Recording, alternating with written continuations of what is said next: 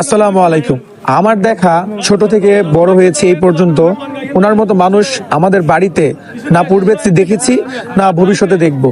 তবে ভবিষ্যতে দেখবো কিনা সেটা জানি না, কিন্তু পূর্বে দেখিনি, বর্তমানেও দেখিনি। উনি অনেক ভালো মানুষ ছিলেন। মহান আল্লাহ পাক যেন ওনাকে জান্নাতের উচ্চ মাকাম দান করেন সেই দোয়াই করি আমরা। আপনারাও দোয়া করবেন ওনার জন্য। আর ওনার যদি কোনো ভুলভ্রান্তি হয়ে থাকে আপনাদের কাছে, আল্লাহর ওয়াস্তে ওনাকে ক্ষমা করে দিবেন। আমরা দোয়া করি মহান আল্লাহ পাক যেন ওনাকে জান্নাতের উচ্চ মাকাম দান করেন।